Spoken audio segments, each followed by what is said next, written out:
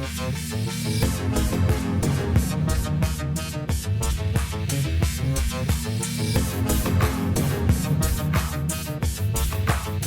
Sciforror Film Podcast.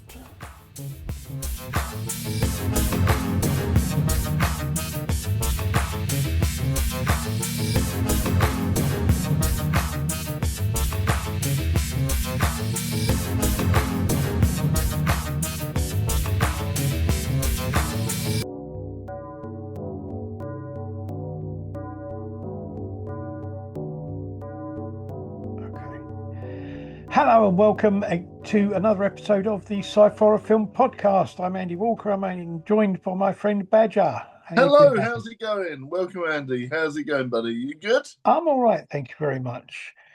Yeah, not bad. Thank you to everybody out there for tuning in and coming back to the show. Indeed, we really appreciate all the comments and all the likes and subscribes and all the business. We're thoroughly enjoying chatting to you in the comments, so keep it up. We're loving it. Absolutely. We're loving it.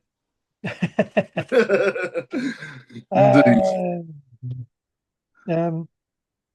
Yeah, I can't remember what I was going to say now. I was going to say something. I can't remember what it was. Doesn't matter. It's probably not important. My mum used to say to me, if you got something to say and you can't remember what it is, it either wasn't important or it wasn't true. Okay. Make sure you check the previous episode where Andy does a special episode interviewing some rather nice guests. What were they called again last time? I can't remember who I interviewed last time.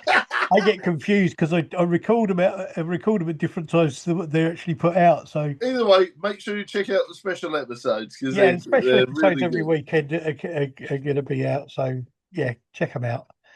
That's terrible. Right. Anyway, this week we are looking at horror films, 2 short films and a feature film, which was one that you chose, Badger. You came up with this one, so we'll see what goes on. Right. So the first for the short films is from 2017, and this is an Irish horror film called Catcalls. The writer and director is Kate Dolan. The cast is Martin O'Sullivan, Edel Murphy, Francesca Saunders and Sarah Kinlan. And the synopsis I got is: a man cruises around late at night looking for something. He pulls in to ask 2 young girls for directions, only to flash them. Unfortunately, he has picked the wrong girls. Now, it says at the beginning of this that it's based on a true story. I have my doubts. Somehow I do too. Because the first time I saw it, I didn't see that bit where I must have blinked and missed that bit where it said based on a true story. And then I watched it again, about half an hour ago and was like, really? Yeah. Which bits? Yeah. I think the camera works great. I've always got a kind of, I always think night shoots are probably one of the most difficult to do, especially on streets and if you're in a closed-in area, then you can kind of light it the right way. But if you're in a street or in a car and that sort of thing, getting the camera work to look right at in a night shoot must be incredibly difficult. I've never actually done one, but I can't imagine it's easy. Oh, it's absolutely terrible. I did a film, I think it was like either at the start of the year or just before, like during Christmas now, and it was a fortnight sort of tribute type thing, video games film. Right. And I did actually do some scenes in that at night time, but I wasn't very keen, running around in a field in pitch black at night time, because everyone, that's my one criticism that everyone keeps saying to me is, Badger, you never film anything at night. And I thought, well, no, what's it to you? I'm going to give it a go. And it's not fun. It's very hard and it's very fuzzy. And to get a decent shot, it took me about half an hour to get some decent shots, like of me running around in a field.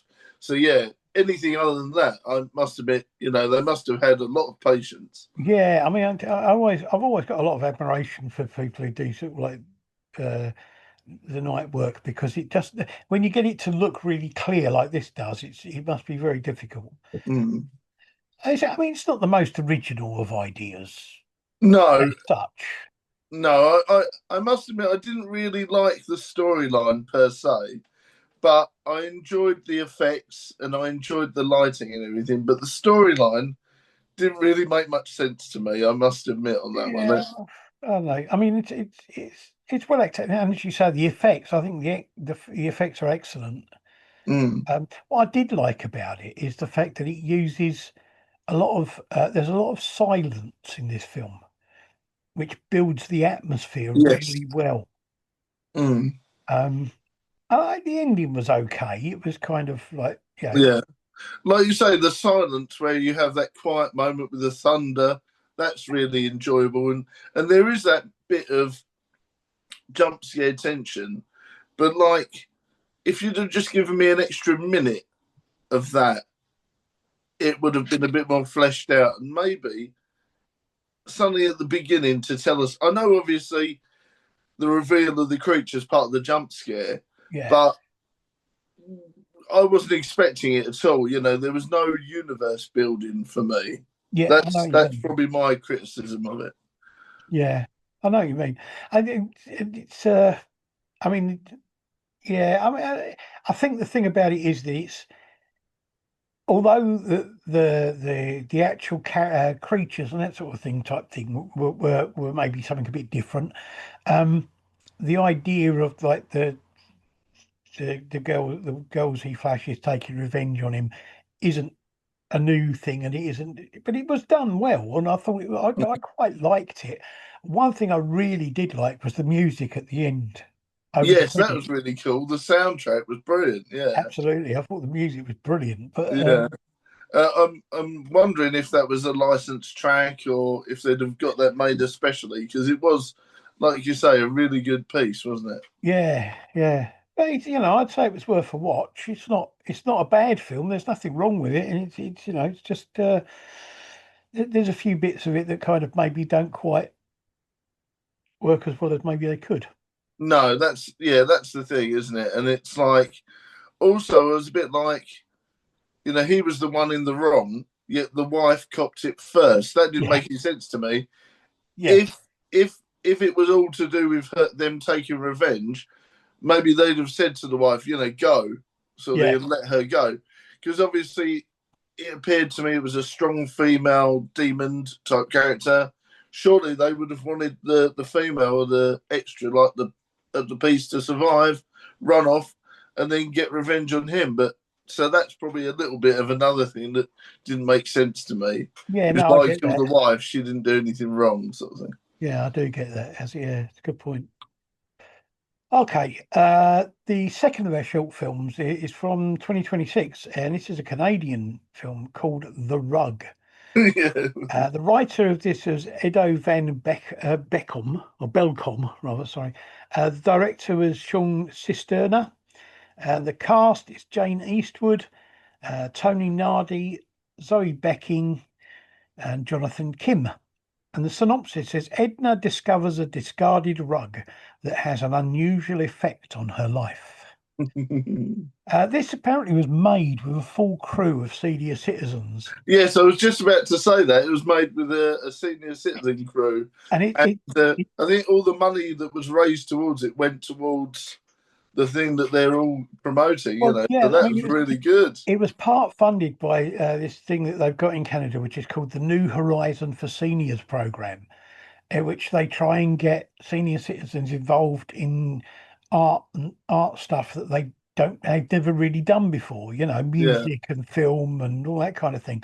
And I think it's a brilliant, absolutely brilliant idea. I do as well. I think it was really fantastic, and I think when you see stuff where senior citizens are involved, there's a lot of British stuff, but I don't really recall seeing anything Australian or anything with a lot of elderly people. No, I mean it's a good scheme, and I think it should be done more. Be done. Yeah, I do as well. I mean, sometimes you get the odd thing with I don't know if you've ever seen Bubba Hotep, Yeah, which was yeah. See, that was set that in a sort of residential care home, and that was one of my favourite films. But unfortunately, obviously, Bruce Campbell was made up to be old. But I think the gentleman that was acting with him was actually older, you know. And I mean, the one that for me that I remember that's got it's got a quite a large amount of old British actors in is the absolutely brilliantly hilarious Cockneys versus Zombies. Oh right, yeah. That's great. That's got a Yeah. load of old British actors in it. I was there. I'll British, have to watch it. they're old Yeah. British TV actors and things like that. Just sort of like they're supposed to be in the care, like residential home, and they end up coming out and fighting the zombies. Really good, Oh, really worth brilliant! a I have watch. to put that on the list. Yeah. Worth a watch. But this one, I like the camera work. There were some interesting angles. There was a lot of stuff because it's about a rug and the rug's on the floor.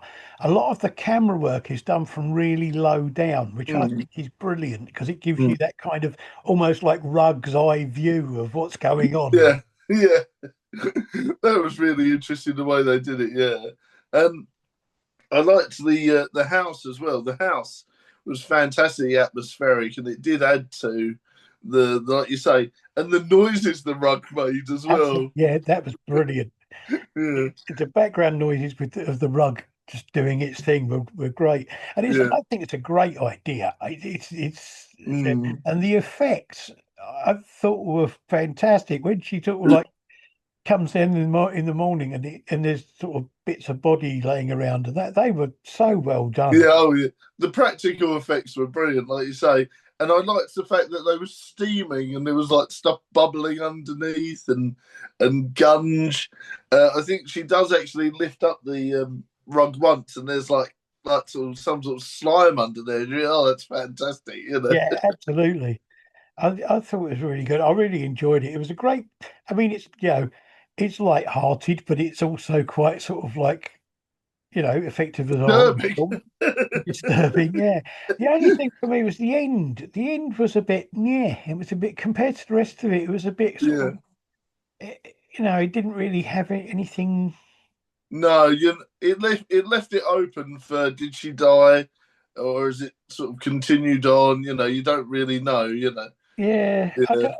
I wasn't overly impressed with the ending because I was left feeling a bit kind of like, oh, Yeah. I wanted a bit more of a proper end to it. That's it. You know, if you're going along the lines of Little Shop of Horrors, you know, there should have been a final battle scene Some kind of or payoff somewhere. yeah, yeah. Does the rug definitely eat her? And then, you know, I would have done it so that the rug, sort of answered the door to someone and jumped out and sort of met them, Yeah, something no, like I that. agree. A Because final jump scare. it was the fact that as it went on, the rug got more active. Yes, that's what I mean. That's what I did like about it. I think the end bit where the rug sort of lifts itself up and it goes Yeah, whoop on the policeman. I think it was brilliant. But yeah, I do think, like you say, there should have been a final payoff jump scare or a final battle perhaps yeah. to Yeah. add to it. But, I think that would have made it a lot rounder.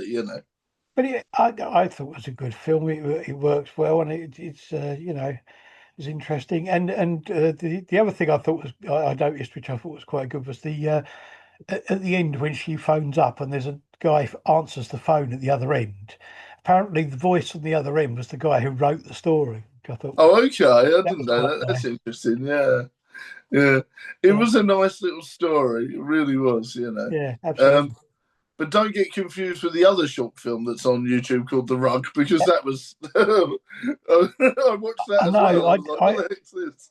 It was confusing. There were two films on there, both just called The Rug, and they have a similar kind of picture.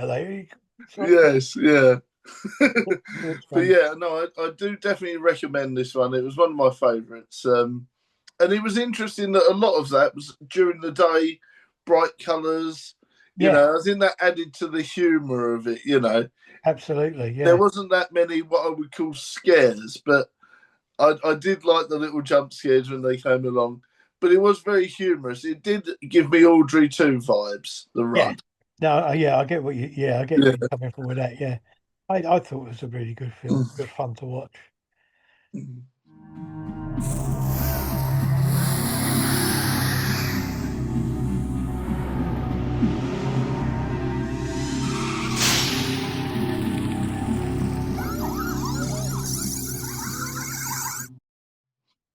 Okay, the feature film this week, which you introduced me to and said we should have a go at doing, is from 1989. And it's a film called Sweet Home. That's correct. Yeah. The writer and director is, I'm going to try some of these, see if I can get these names. The writer and director is Kiyoshi Kurosawa. The cast is Nobuko Miyamoto, Shingo Yamashiro, Noko, just Noko, no other name. Uh, No. uh, Fukumi Kuroda, Ikiru Fuchachi, no, Furachi, Mm. Toro Masuka, Machiko Watanabe, uh, Noburo Mitani, and Juzu Itami. There you go. Synopsis says a TV production crew are making a documentary about the infamous painter Miyami Ikiro. When they start filming at his old home, they come under attack from the ghost of the painter's wife. The first thing I want to say about this is the fact that I was completely like, what the hell's going on here right from the beginning because the music doesn't match the film at all. You got No. jolly summery music, which I would normally expect to see in a kind of, I don't know, something like Father Brown or something like that. And they're traveling through woods to a gothic mansion. Yeah. It's like, I'm not quite sure how that works. I know it's very tonally different, isn't it? And Yeah, I think that's what they like to do in a lot of these films is, it sort of puts you on edge. Why is it such a happy music, but yet the situation's wrong? But it's part of it because it does confuse you. It does make you think, am I meant to be happy at this point, or how am I meant to be feeling? yeah. Tonally, it does It was a hurt bit your like, brain. what, have they got? I thought for a moment, am I watching the right film here? Is this? Well, there are several different cuts of it, but there you go. There are also, I found about three different films, all called Sweet Home, which all came out in the 80s. Yes, And yeah. it was Well, very confusing. there is several different cuts of the film, so depending on what one we've watched, obviously there might be a different one with different music. We'll have to research that, and we'll have Possibly. to know. If there's any video game geeks in the comments, let us know if there are different versions with different music, because I think there might be. Well, that's something I was going to say to you because you said to me that this was based on a video game. That's correct, yeah. And it came out, I think, the year before or the year before that. So, like maybe 87. I Okay. think we're looking on, it wasn't I think it was the original NES or the Famicom. We're talking proper old school here. Yeah, yeah. It was a top down RPG. So, Okay. proper old school, yeah. But Okay. with that, it had the same sort of system. You had three or four people walking around the house looking for different things, curing each other, avoiding the monsters. So it's very much similar to the film. Yeah, because I'd never heard of it at all. I mean, I'm not. I've never really been that heavily into games. There are some I mean, I used to play games back in the day, but I never really got that into them to say that I would know lots. Um, but I'd never heard of this at all. So it's just No, well, I don't know. Not many people have because it hasn't really. It's only now being introduced into the UK, what with emulators and ROMs and the okay. internet. So it's one of these ones where it's been stuck in Japan and China and that and sort of thing for a long time. It's only now people are realizing what it is and enjoying it now. Okay. I would say, I mean, the house has been supposed to have been shut up for about 30 years, Mm. but it looks a lot more run down than that. It looks like something that's been closed for about 150 years or so, because everything's Yeah, falling yeah. apart and crumbling. And it's a bit like, I don't know, it's a bit weird. Yeah, it is one of these things where it's like, is it meant to be like this? Like, has the evil spirits made it worse? Yeah, They do sort of lean into that a little bit, that the house almost sort of is alive in itself. So you could say maybe the house has made itself look dull and dingy and horrible and scary. True. I mean, I did like the fact that they had you had your character who was there, the cameraman who was there to provide a bit of humour and a bit of Yes, like silliness, like and the foreshadowing of the whole thing where he comes in for some reason he's found this huge axe that's which right. he's staggering under the weight of, and he brings it into this room and leans it precariously in the corner of the room. Yeah, yeah, And you yeah. think, at some point, that's going to come down and hit somebody on the head. Yeah. I mean, that was definitely like something out of the, Benny Hill show, wasn't it? You know, where he's like, And you knew what was going to happen. That at some point later in the film, someone you was know, gonna like get their head chopped off or something. Yeah. yeah, absolutely. But the actual effects and I liked the axe as well. It looks like a proper. One thing I will say is that the models and the practical effects, and what I did like was obviously the details on everything. Absolutely. Yeah. I mean, the practical effects were fantastic. I mean, the slightly disturbing as it was, the baby, and Yes, that was fantastically done. That doll was brilliant. yeah, and then again, right at the end, but we're fast forwarding. There was some sort of practical effects of all the babies on the demon at the very end. That was Yeah, fantastic. that But was. I liked the house design. I really thought, like you say, it did look like a really proper gothic mansion. Yeah, it kind of reminded me of some. There's two or three of the old Hammer films where they come through the forest and they come into this clearing and there's your Gothic mansions in there, Yes, and it kind of reminded me a lot of that sort of yeah, it that does kind of have look. Hammer vibes. Whether or not that was intentional, I don't know, but it does definitely have Hammer horror vibes, especially with the comedic overtones and stuff. Yeah, Uh, yeah, and and like you say, there's more than one, comedy moment, which is unusual because it is quite a serious horror, really. And yeah, it, yeah, like you say, the bits of it are very disjointed because one minute you're laughing your head off at a bad joke, and the next minute, so really serious and scary and quite gory happens. yeah. I mean, that. I wasn't expecting that when it kind of really gets into the thing of the demon and that sort of thing, and it started to get quite gory, and I wasn't expecting that. I was expecting it to be a bit lighter than that, and it Yeah. wasn't. And it was, I No, was it, like, really wow, wasn't. The gore is definitely there. They must have had quite a good budget with it being a licensed film. yeah, So yeah, yeah, I think the budget was definitely there. I mean, the goriest bit for me is the melting skeleton. Near the end of the film, that was well, horrible. also that, and also the fact that when the cameraman gets kind of dies, and like basically the whole of the middle of his body melts into the floor. I mean, that's quite. Yes, that's horrid, and then that becomes a danger to itself, doesn't it? That's so it's almost like that is bad. It is horrible Yeah, because obviously then they have to escape the gloop that was coming out the cameraman. So but the effects. I mean, great effects generally, but the effects of him when he's effectively half a body, but he's still crawling along the floor. That was yeah, so brilliantly done.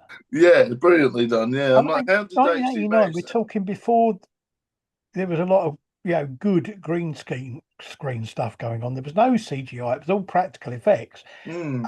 I was really impressed with that. Yeah, me too. Actually, I'm wondering now you're talking about how did they even do that I without a don't green know. screen? Because you'd see him actually moving quite up close with the camera work. You see him Yeah, moving. It's not sort of like just that he's laying there. no. It's really well done. Mm. Um, Because you did see the end of the body as well, didn't you? You saw all the yeah, entrails poking. I'm really confused and curious about how they've done that. We'll have to look absolutely. it up. It's interesting effects. Yeah. I mean, there are also some great. I mean, there was a lot of the lighting and shadow effects from when they're in the corridors, that sort of thing. They really reminded me of like it's something I kind of have over the years have grown to really appreciate and really like.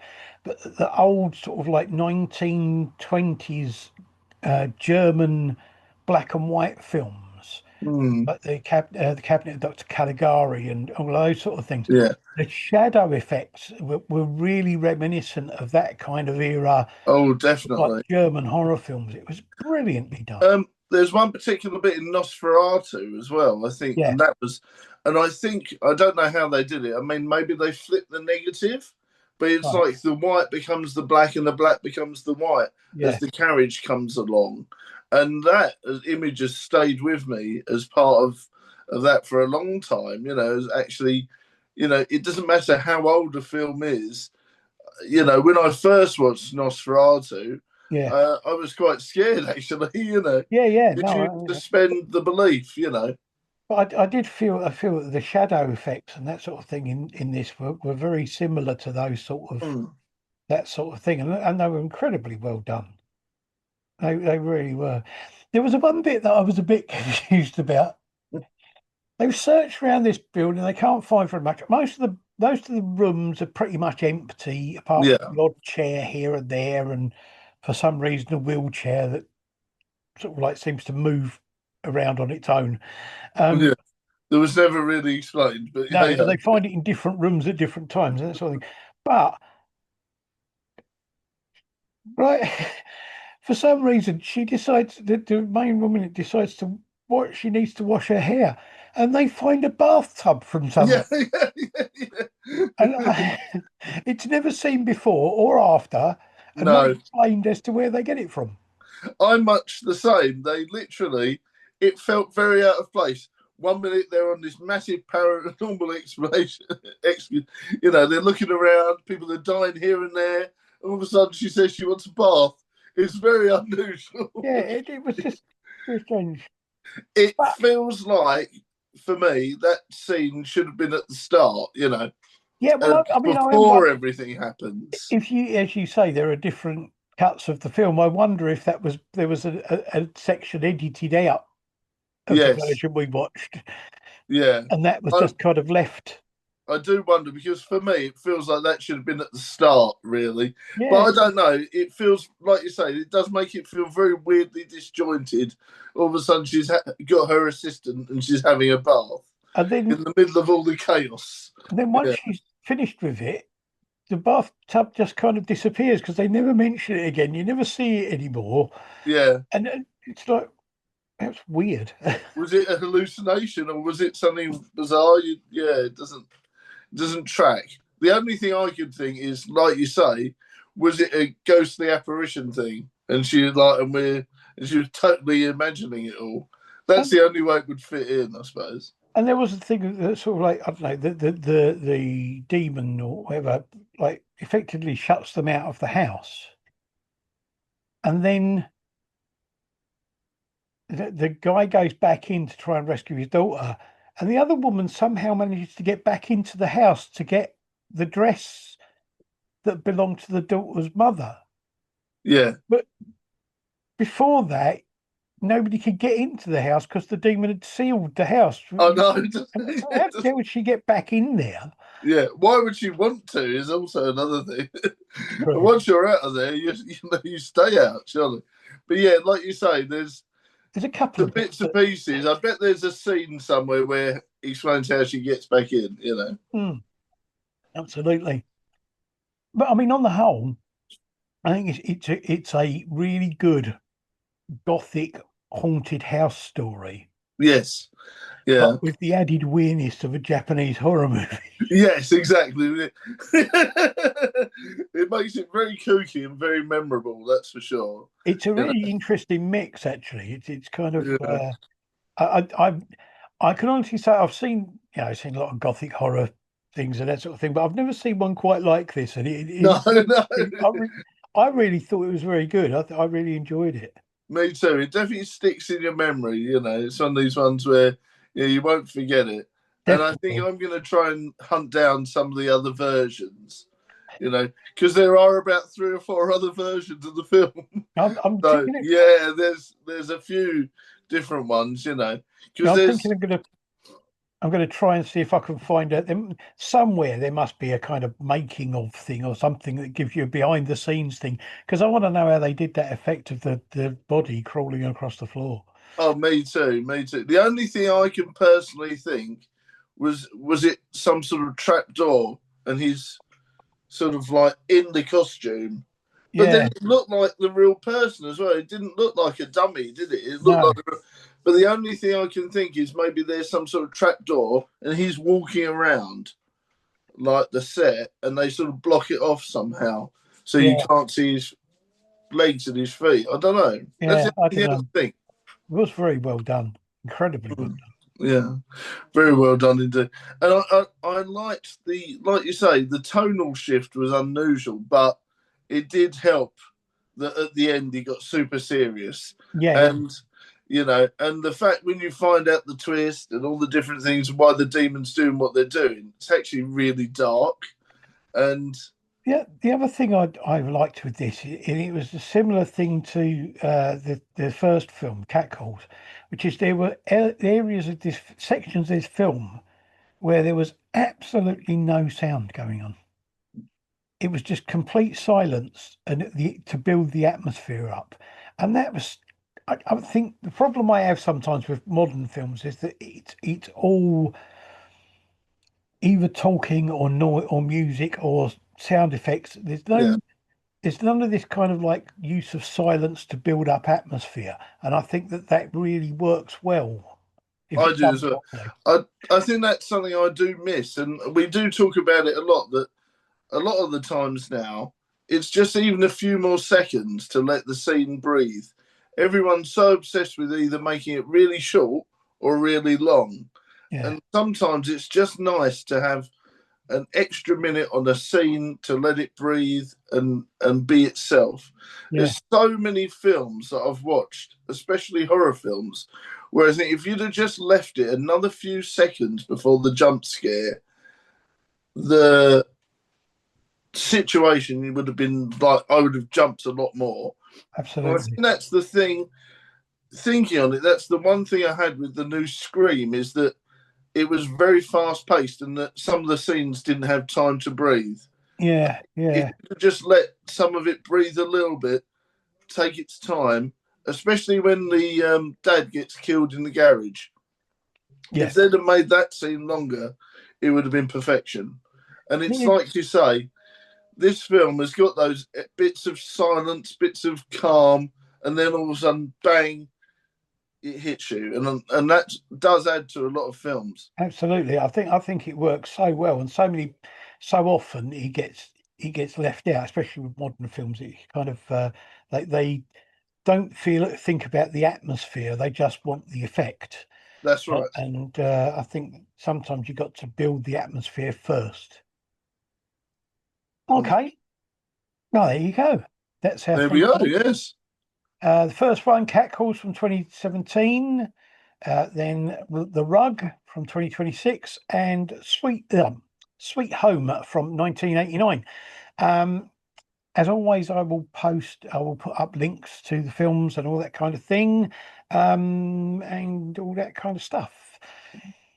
Thank you, Badger. It's very No, thank you very much. always wonderful to have you on here. Always indeed. So, what did you think of Catcalls? What do you think? Do you think it was good, or I'm unsure? Yeah, I thought it was okay, but there were bits of it I wasn't quite sure about. But Yeah, so everyone out there, have a watch of the films. Let us know what you think. Let us know if you think that what we're saying is rubbish. If you disagree, yeah, please, exactly. I was definitely unsure with Catcalls, but I did enjoy the other two yeah, personally. we're quite I happy thought to. they were really good. Always happy to have people say that they don't agree with what we're saying because it's Oh, I love it. I really enjoy it when other people like sort of chime in and have a good old chat. And, yes, yeah. And if you did, of course, create Catcalls and you want to sort of have a chat about it with the review, it'd be great. absolutely, definitely. Okay, there will be another extra episode this weekend. I'm just looking, actually. I can't remember. Oh, last weekend I talked to Jack Burney and Chris Roberts, who were the guys who did Mormon's Guide to Home Invasions, which was at the Romford Horror Film Festival. This weekend I am talking to who am I talking to? Stephen Lancefield and Sarah Coombs, who they also had a film at the Romford Horror Film Festival called Mr. Average. So keep an eye out for that. That will be this weekend, and then will be more to come after that. Next week we will be looking at science fiction again, and yeah. So until then, thank you everybody for tuning in and being here for us. Please like, subscribe, pass on the information to whoever you see, wherever you see them. 100%, definitely let a lot of people know, because I think we're obviously working hard each week to make it as better and better as we can. So it'd be lovely if you guys could share and like and tell everyone you know. Let's get the word out. Absolutely. Right. Good to talk to you again, Badger. Good to talk to everybody out there, and we will be back again next week. Thank you very much. Bye. Bye for now.